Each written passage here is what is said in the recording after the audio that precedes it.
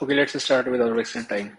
सो हमने bank Nifty की अगर मैं आज बात करूं तो ओपनिंग से ही हर दिन का आप देखोगे अगर बैंक निफ्टी का तो सेम ही चीज है। ऊपर जाता है, गैप अप ओपन होता है, देन साइडवेज से बेयरिश हो जाता है एंड देन लास्ट में शॉर्ट कवरिंग आती है। हर दिन यही चल रहा है। आप लास्ट टाइम भी देखोगे तो भी यही था। मार्केट ऊपर से देखो आप नीचे आया, देन ऊपर गया एंड ऊपर आने के बाद फिर नीचे आया। चलो बैंक निफ्टी से स्टार्ट करते हैं। तो अगर आप देखो यहाँ पे मैं 5 मिनट्स का एक बार चार्ट लगा देता हूँ। तो आज हुआ क्या, मार्केट यहाँ पे ओपन हुआ, ठीक है। ओपन होते ही थोड़ा उसने रिकवरी दी, देन अगेन वही सेम चीज उसने दिखाना शुरू करा। यहाँ पे समवेयर अराउंड मैंने बाय किया था एंड मेरा यहाँ पे एसएल कट गया। इस जगह पॉइंट ऑफ टाइम पे आप अगर ध्यान से देखोगे तो यहाँ पे जो था आपका ये बास्केट ऑर्डर सेल हुआ। दैट मीन्स क्या होता है कि एक साथ सारे बास्केट ऑर्डर का मतलब क्या होता है कि कई सारे जैसे बड़े प्लेयर्स क्या कहते हैं, एचडीएफसी बैंक, ठीक है, आपका रिलायंस होता है, एचडीएफसी होता है, कोटक बैंक होता है, बड़े बड़े ब्लू चिप स्टॉक्स जिसकी वेटेज निफ्टी में ज्यादा होती है, इन सब पे एक साथ सेल ऑर्डर मारते हैं और मार्केट धड़ाम से नीचे आ जाता है। तो ये यहाँ पे हुआ था मेरा, यहाँ पे समवेयर अराउंड एसएल कट गया तो मैं निकल गया। अब यहाँ पे लर्निंग क्या है, लर्निंग ये है कि अगर एसएल कट जाता है तो हम लोग दोबारा, ऐसा नहीं कि हम री एंट्री नहीं कर सकते। तो यहाँ पे अगर आप देखोगे तो यहाँ पे समवेयर अराउंड इस जगह पे इसने कंसोलिडेट किया था, इस जगह पे पूरा, एंड देन यहाँ पे इसने ब्रेकआउट दिया तो मैंने अगेन यहाँ पे बाय कर लिया। तो समवेयर अराउंड यहाँ पे मैंने बाय कर लिया था। अब दोबारा से बाय कर लिया। अब इसमें मैं कुछ चीज आपको साइकोलॉजिकल पॉइंट दिखाना चाहता हूँ। ये अगर आप देखोगे तो आज का ये पोजीशन है। यहाँ पे आप देखो मैं 35,700 की पुट शॉर्ट करी हुई है, 35,800 की कॉल बाय की हुई है, 36,000 की पुट शॉर्ट की हुई है, देन 36,500 की कॉल शॉर्ट करी है। Everything is hedged.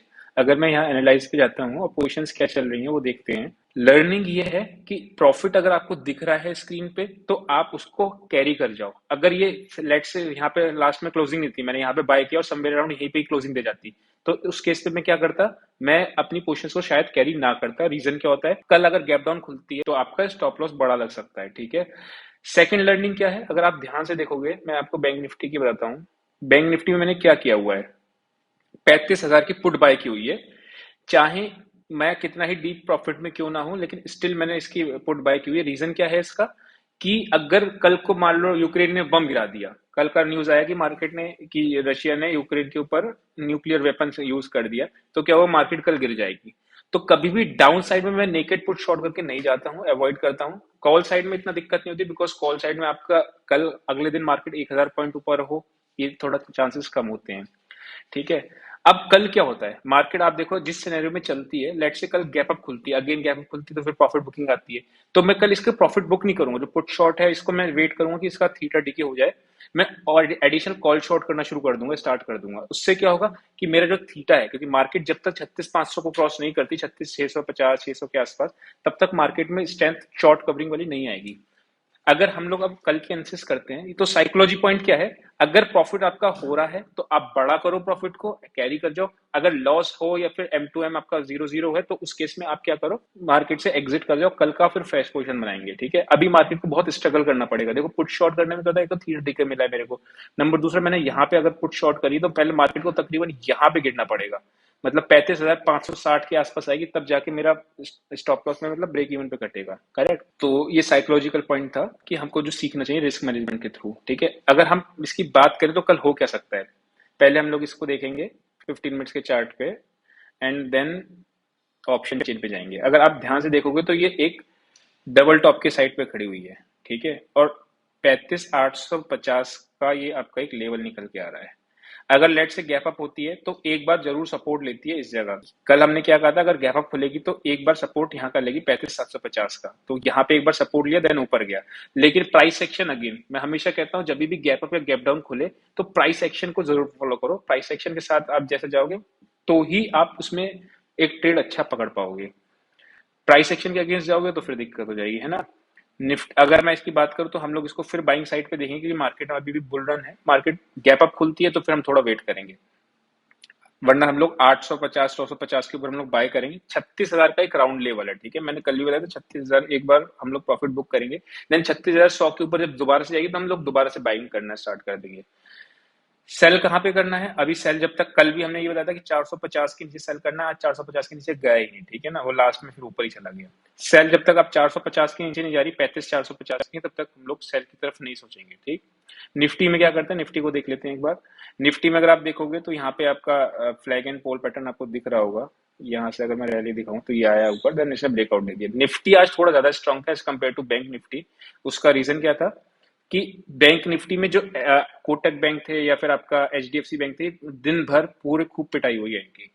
और निफ्टी की अगर मैं बात करूं तो रिलायंस वगैरह संभाल रहे थे। निफ्टी में ऑलरेडी एक ब्रेकआउट आ चुका है, ठीक है। हम लोग ये अब जो बन गया है, ये वाला जो लेवल है आपका 17,300 270 के आसपास, ये एक बेस का काम करेगा मार्केट ऊपर खुलती तो। स्टॉप लॉस क्या होगा अल्टीमेटली 250 का, 240 का स्टॉप लॉस मान लो, 17,240 के स्टॉप लॉस से आप पोजिशन ट्रेड भी बाय कर सकते हैं। सेल हम लोग कहा करेंगे 200 के नीचे, 17,200 के नीचे ही। एक बार हम लोग फटाफट से ऑप्शन चेंज पे चल लेते हैं। ऑप्शन का डेटा क्या कह रहा है ये देख लेते हैं। ये है आपका बैंक निफ्टी का। बैंक निफ्टी में अगर मैं बात करूं 36,000 में पुट कॉल राइटिंग हुई है, ठीक है। अगर 36,000 के ऊपर सस्टेन करनी शुरू हो गई तो ये 24 लाख कॉल्स है ना, ये दिक्कत में आ जाएंगी।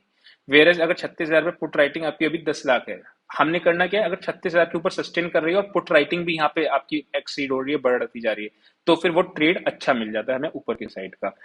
अगेन अगर बहुत ज्यादा गैप खुलती है तो फिर हम लोगों को क्या होता है, साइडवेज हो सकती है, फिर प्राइस एक्शन का वेट करना है, ठीक है।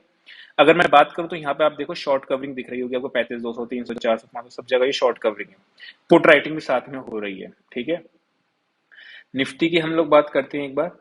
अगर इसकी रेंज एक बार बैंक निफ्टी की रेंज क्या होगी ये भी देख लेते हैं ऑप्शन चेन के हिसाब से। कल भी हम लोग ने 35,500 से अराउंड 36,500 की रेंज बनाई थी, बट 36,000 उसने नहीं तोड़ा। रेंज क्या बनती है बैंक निफ्टी की, अगर मैं मैक्सिमम पुट राइटिंग की बात करूँ तो 15,96,000 है, तो ये है 35,500 पे। तो पहला आपका सपोर्ट लेवल यही मिलेगा आपको 35,500 के आसपास। तभी मैंने 440 के नीचे हुआ था शॉर्ट करने को, क्योंकि 35,500 की पुट ट्रैप हो जाएंगी।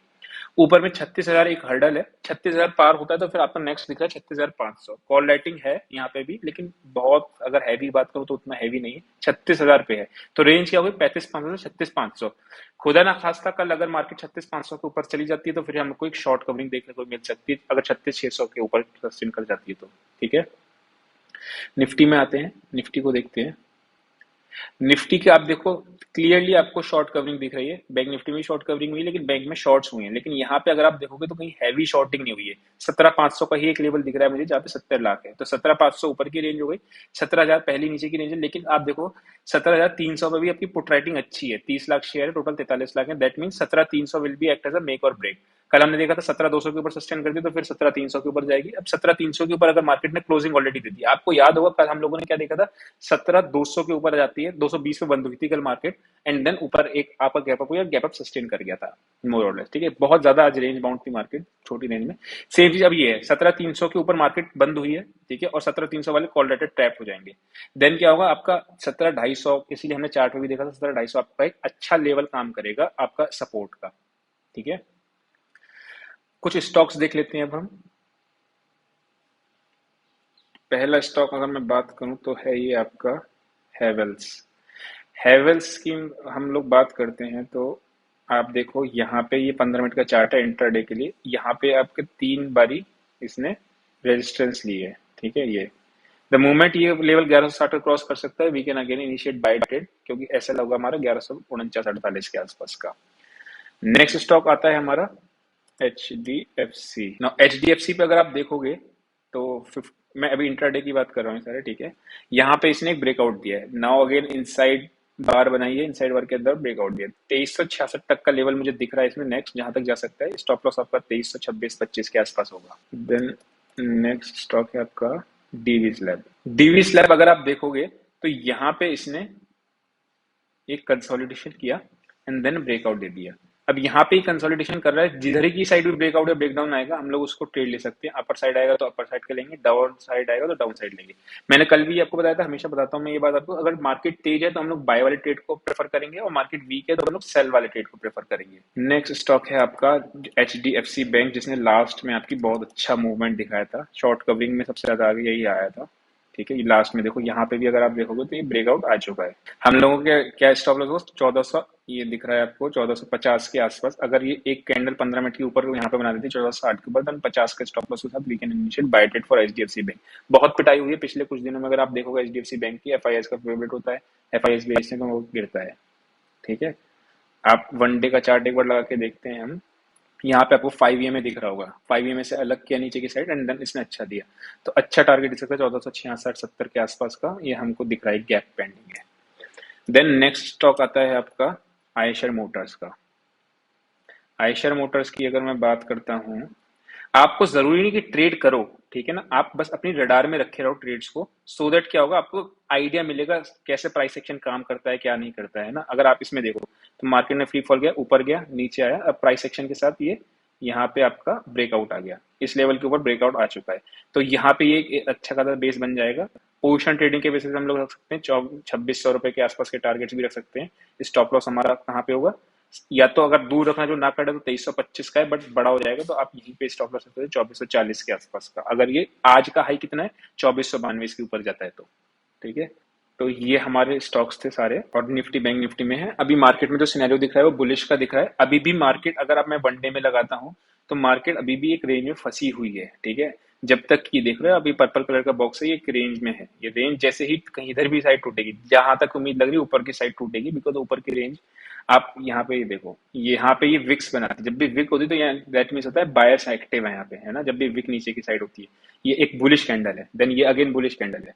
तो एक बार 17,425 के ऊपर जब जाएगी तो फिर ये अच्छा मूवमेंट देगी 500 से 550 600 के आसपास का। बट अभी क्या है, मार्केट दोनों साइड आपको अपॉर्चुनिटी दे रही है, आप रेंज के नीचे पे बाय करते हैं, रेंज के ऊपर तो हम लोग सेल करते हैं। तो आज के लिए इतना ही है, कल मिलते हैं, कल एनालिसिस करके। आई होप आपको साइकोलॉजी वगैरह समझ में आती है। जब भी आप प्रॉफिटेबल ट्रेड होते तो आप उसको कैरी करो, लॉस वाले ट्रेड को कैरी नहीं करते, ताकि लॉस वाइडन ना हो, प्रॉफिट वाइडन हो, या फिर प्रॉफिट वाइप आउट हो, जेब से कुछ नहीं जाने वाला।